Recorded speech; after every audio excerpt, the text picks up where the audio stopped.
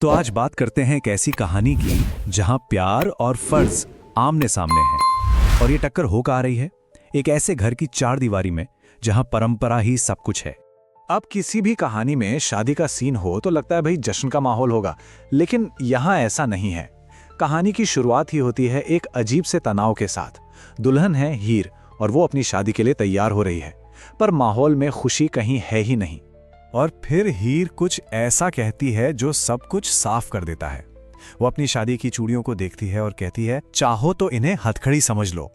सोचिए, चूड़ियां जो सुहाग की निशानी मानी जाती हैं वो उसे हथकड़ी लग रही हैं।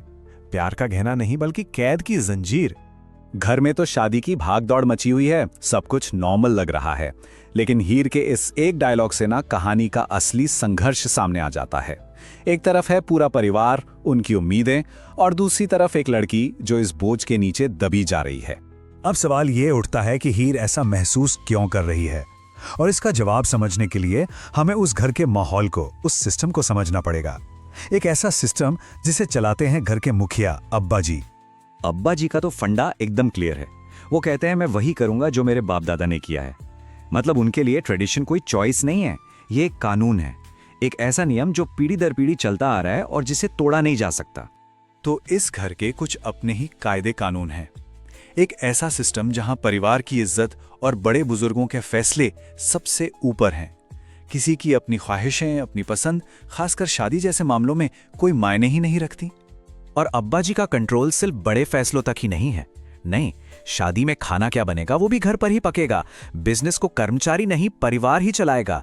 मतलब रसोई से लेकर बच्चों की नौकरी और शादी तक हर चीज पर उन्हीं का हुक्म चलता है। एक ऐसा माहौल है जहां किसी के पास अपनी मर्जी से चलने का कोई रास्ता ही नहीं है।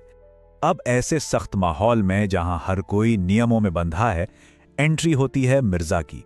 और मिर्जा का हीर से प्यार करना वो सिर्फ प्यार नहीं है, इस घर के लिए ये एक खुली बगावत है, एक बहुत बड़ा खतरा।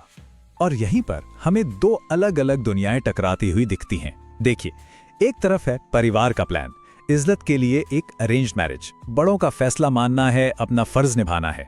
और दूसरी तरफ है मिर्जा का प्लान, प्यार को बचाने के लिए हीर को ले आना, दिल की सुनना और आजादी चुनना, फर्ज और आजादी की सीधी टक्कर।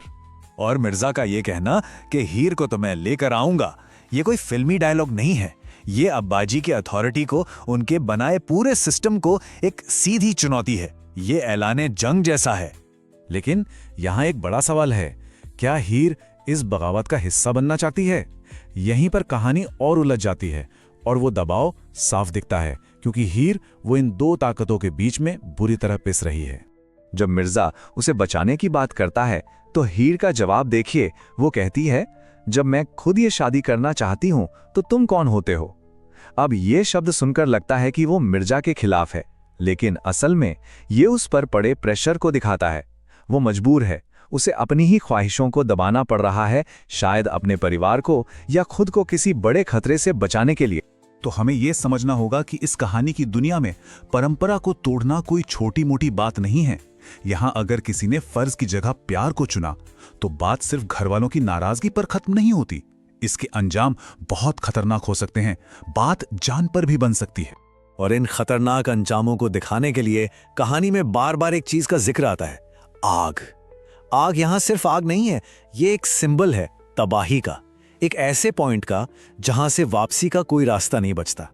मिर्जा तो यहां तक कह देता है, मैं उन सबको आग में झोंक दूंगा जिन्होंने सारी उम्र तुम्हें उस आग में जलाया। अब ये जो डायलॉग है, ये इस लड़ाई को एक फैमिली ड्रामा से कहीं ऊपर ले जाता है।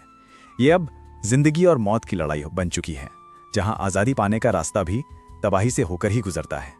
तो कुल मिला के ये कहानी बहुत ही शानदार तरीके से उस कश्मकश को सामने रखती है जो उन लोगों को झेलनी पड़ती है जो परंपरा के भारी बोझ के नीचे जी रहे हैं।